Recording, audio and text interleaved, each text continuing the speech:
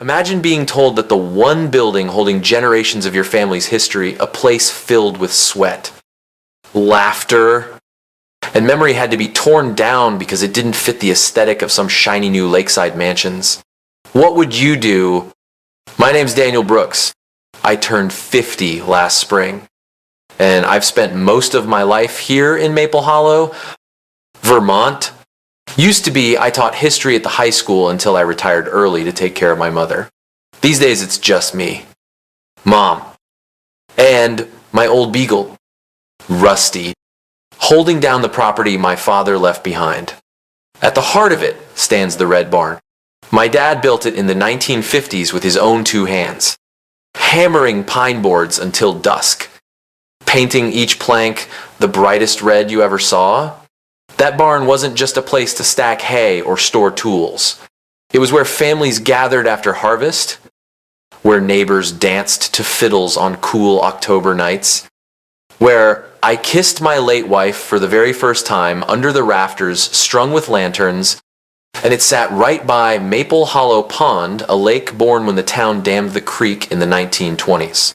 Folks here always said the barn and the pond were like old friends, standing side by side through storms and winters and every season in between. For decades, no one questioned it. Locals respected the barn as part of our roots. Even when the paint peeled or the roof sagged a little, neighbors pitched in with hammers and brushes. But that peace didn't last forever. Around the year 2019, the developers came. They carved the hillside into driveways, planted mansions with glass walls and cedar decks, and sold them as Maple Hollow Lakeside Retreat. Along with the shiny houses came an HOA, the Maple Hollow Lakeside Association, and at its head, wearing pearls and a smile sharp as glass, was Karen Whitmore. Karen wasn't from here. She swept in from Boston, folks said, with money to burn and a hunger for control. Within weeks, she had vision plans pinned up, talking about refined aesthetics and curated views. That was fancy talk for getting rid of anything she didn't like. At first, it was little things. Notices about Mom's clothesline being unsightly. Complaints about Rusty barking too loud. Letters warning that our firewood stack didn't meet community standards. Then one afternoon in May, I opened the mailbox and pulled out a thick envelope stamped with the HOA seal. Inside was an order, typed up neat as you please. The non-compliant Red Barn located on parcel 16 must be removed within 30 days.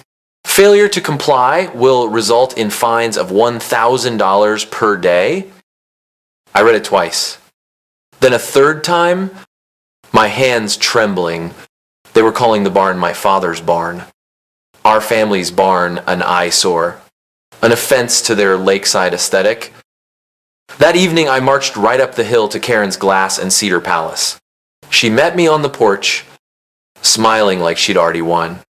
Mr.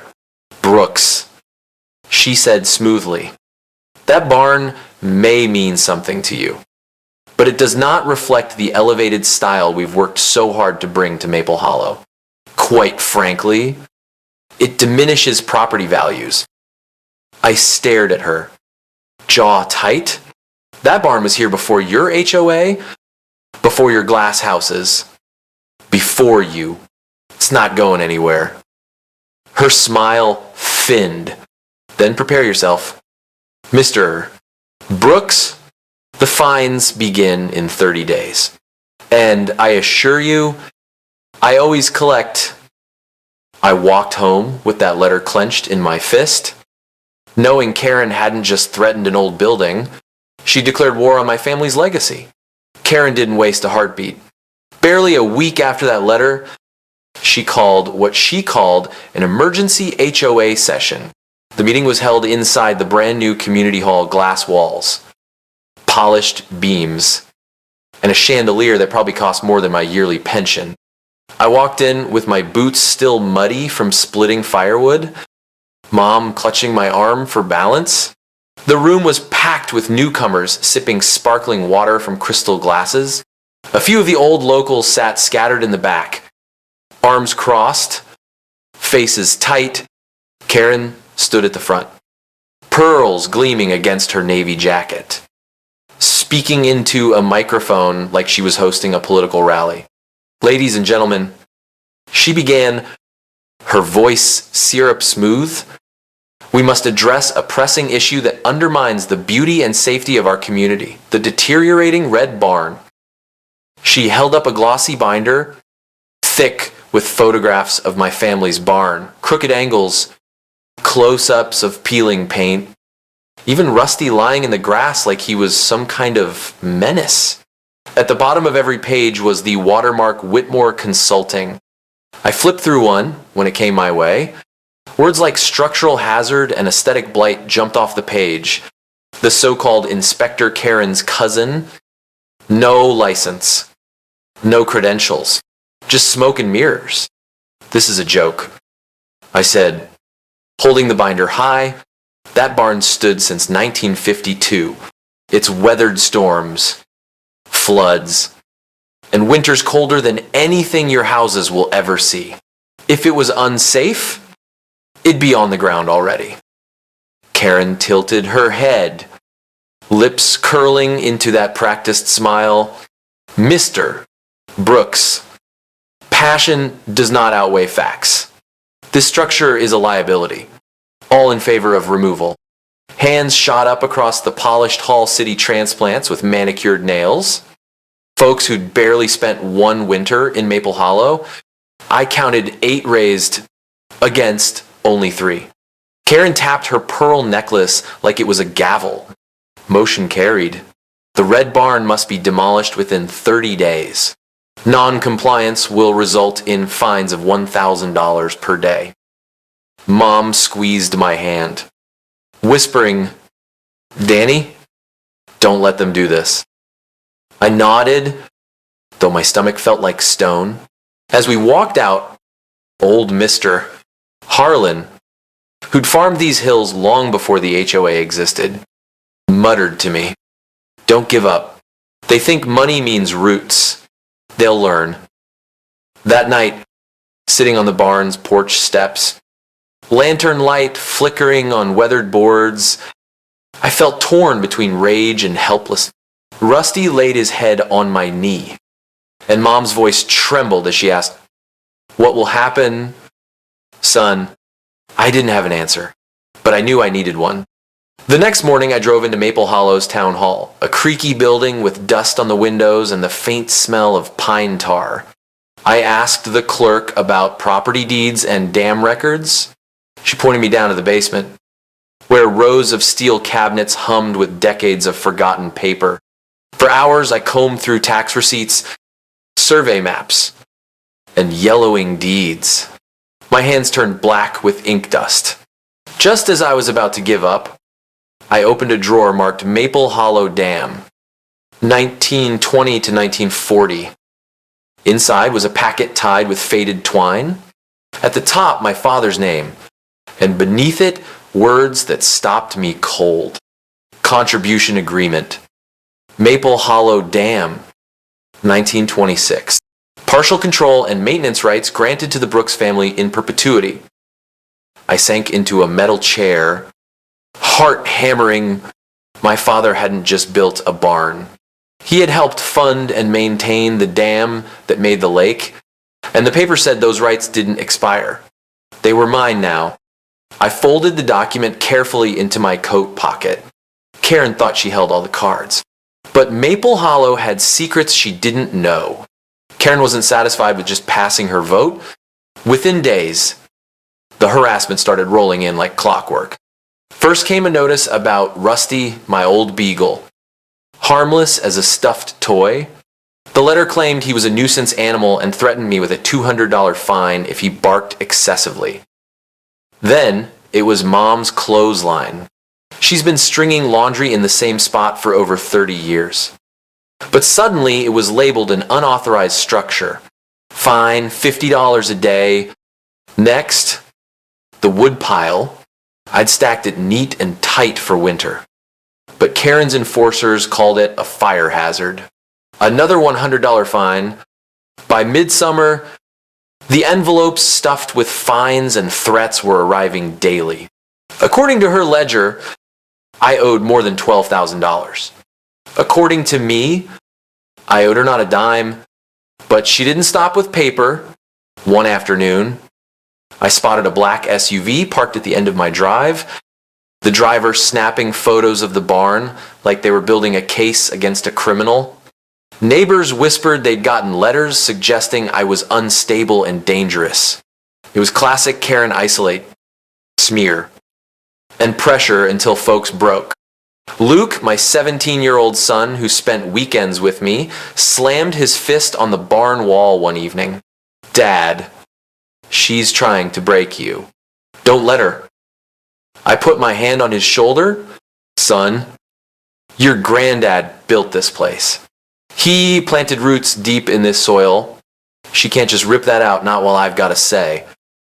The more I dug through those old courthouse records, the clearer the picture became. My father hadn't just signed a contribution agreement. He'd been part of the team that laid down the stonework of the dam itself. His rights weren't ceremonial, they were binding. One stormy afternoon, while sorting through a box of maintenance logs, I found something that made my heart skip. Beneath a pile of oil-stained papers lay a small metal case. Rusted around the hinges, I pried it open, and inside was a heavy iron key, the kind you'd expect to see in an old mill. Etched into the brass tag was a single word, Brooks. I held it in my palm, rain tapping against the town hall window, thunder rolling in the distance. That key wasn't decorative. It matched the lock mechanism I'd seen on the dam gates when I was a boy. That night, I sat on the barn's porch steps, lantern flickering against the wood, the key cold in my fist. Mom sat rocking slow, her voice thin but steady. Your father would be proud. Danny, he always said, don't let anyone take what's rightfully yours. I nodded, staring out at the dark lake. Karen thought she was tightening the noose. What she didn't know was that in my hands, I now held the means to shift the ground beneath her feet, or in this case, the water beneath her festival. Because Karen was already boasting about her grand event, the Maple Hollow Fall Festival. She planned fireworks, press coverage, investors flying in from Boston. It was supposed to crown her as Queen of the Valley. But with this key, I had the power to remind her and everyone else whose roots really ran deepest in Maple Hollow. The Maple Hollow Fall Festival had always been a simple thing back when I was a kid. Pumpkin pies laid out on folding tables, fiddles squealing while folks danced in boots, kids running through piles of red and gold leaves. It was homemade, heartfelt, and ours. But under Karen's rule, it became something else. By October of the year 2021, the festival was her masterpiece. White tents lined the lakeshore, string lights sparkled along the pier, and a stage was built facing Maple Hollow Pond. Caterers from Boston hauled in lobster and champagne. Flyers promised the premier lakeside lifestyle experience in all of New England.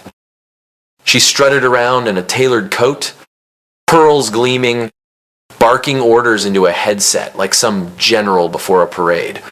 News crews parked their vans nearby, and investors milled around in tailored suits. Meanwhile, I was at the dam before sunrise, the iron key warm in my pocket. Deputy Harris from the county sheriff's office stood with me, arms crossed. He had reviewed the paperwork I'd pulled from the courthouse. You're within your rights. Brooks, he said, this isn't vandalism. This is maintenance. Same as your father used to do. Just go careful. I nodded and stepped into the small concrete control shed. Dust clung to every corner, cobwebs thick over the old gears. I slid the iron key into the slot, twisted hard, and heard the clank echo through the chamber. The spillway gates groaned, metal grinding against stone. Then came the rush, a roar of white water blasting down the channel, shaking the ground under our boots. By mid-morning, while Karen's festival hit full stride, Maple Hollow Pond had dropped nearly 2 feet.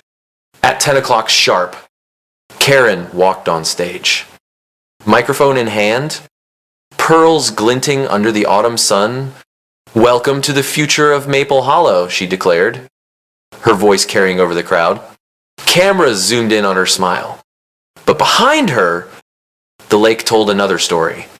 The glittering surface had sunk low, muddy banks peeking through, docks tilting awkwardly, boats scraping bottom, kids pointed, investors frowned, and whispers rippled like wind through corn. Someone shouted, "The pond's draining." Karen whipped around, eyes wide. Gasps echoed as people saw fish flopping in shallow water, exposed roots curling from the banks. A murmur of panic swept the festival. Karen turned back, clutching the microphone, her voice cracking. "Ladies and gentlemen, this is temporary, perfectly normal." That's when I stepped forward.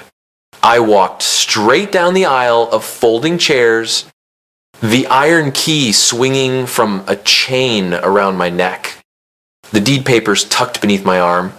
The cameras followed every step. "This isn't an accident," I said, holding the yellow documents high. "This is scheduled maintenance, fully authorized by the Brooks family rights established in 1926. My father built this barn. My family helped build this dam, and we still hold legal control of it. Karen's HOA has no authority over these waters." A hush fell. Faces turned from Karen to me. Reporters zoomed in on the seal, the signatures. Karen's face twisted red. She stormed down the stage steps, heels stabbing the grass. "You can't do this. You're destroying everything. This is sabotage." Deputy Harris stepped between us, calm but firm. "Ma'am, he's within his rights. If you interfere, you'll be removed."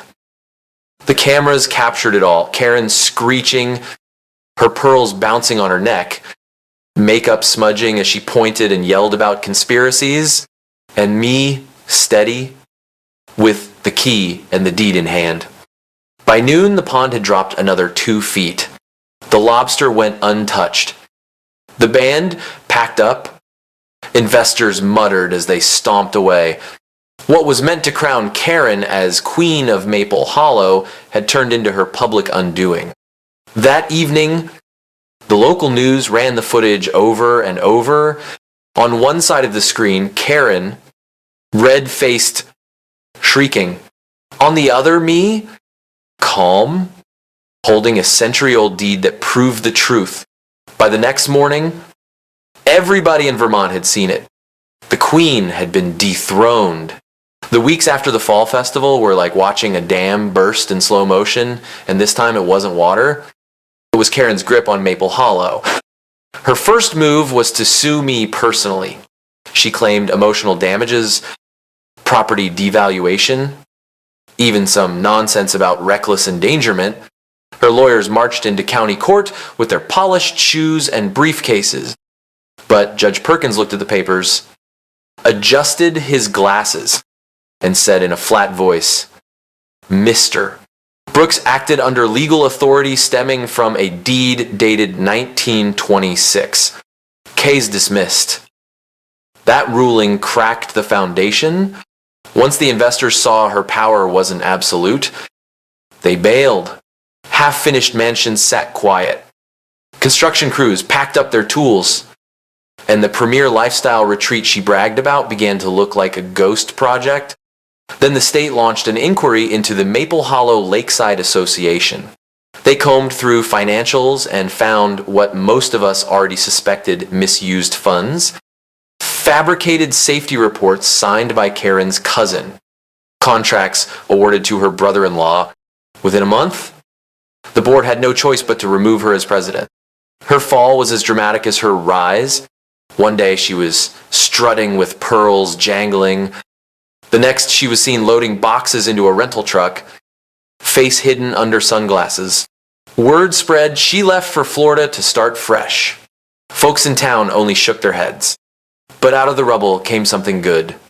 The new board was made up mostly of longtime locals, and their very first motion was to protect Maple Hollow's heritage.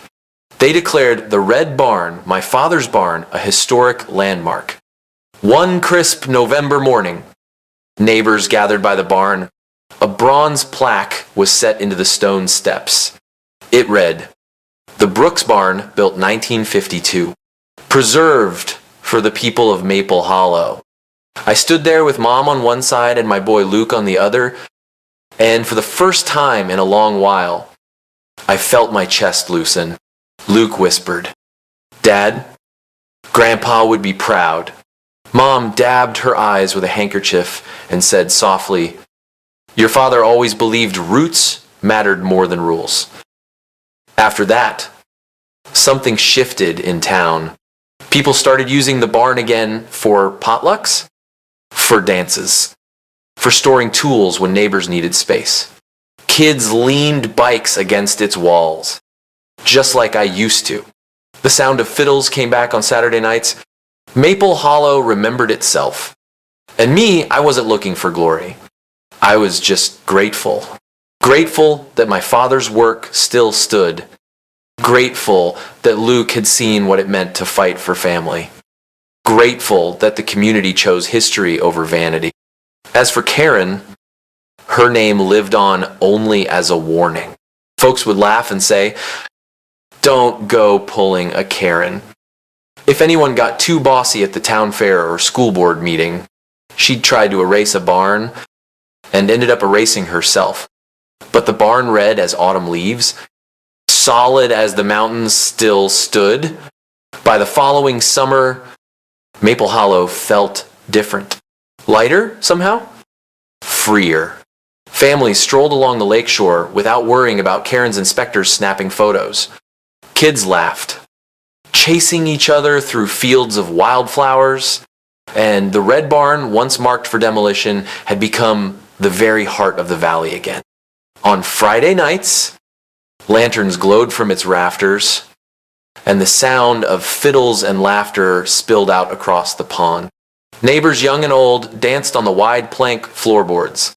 Moms set pies along the table. Dads swapped stories over mugs of cider. Even Sheriff Harris stopped by now and then, leaning against the doorframe with a grin. Luke, my boy, grew calmer too. He was 17, almost grown, but instead of anger in his eyes, there was pride. He pitched in to repaint the barn with bright red coats, climbed ladders to hammer shingles, and started talking about studying history to keep stories alive. He told me, and Mom, frail but smiling, often sat on the porch in her rocker. Rusty curled at her feet, watching kids chase fireflies. Sometimes she'd whisper, "This is how it always should have been." As for me, I finally found peace. I still missed my late wife, and life still carried its aches. But when I walked down that dirt lane and saw the barn standing strong beside Maple Hollow Pond, I felt whole, not just for me, but for everyone who remembered what it meant. Karen's name faded into rumor. Outsiders would ask, "What happened to that HOA lady?" And locals would just shake their heads. She forgot that money can't buy roots. And maybe that's the truth of it. We all have a barn in our lives, a place, a memory, a promise built by the hands that came before us. Sometimes someone comes along, waiving rules and fines, trying to strip it away, but legacy isn't theirs to touch. Legacy belongs to those who fight for it. So let me ask you, if someone like Karen told you to tear down your family's history, whether it's a barn, Gavin, or just a piece of land, what would you do? Would you roll over, or would you stand firm, even when the odds stacked against you? Tell me in the comments. I read every word. And maybe your story will remind the next town, the next family, that roots run deeper than any HOA rulebook,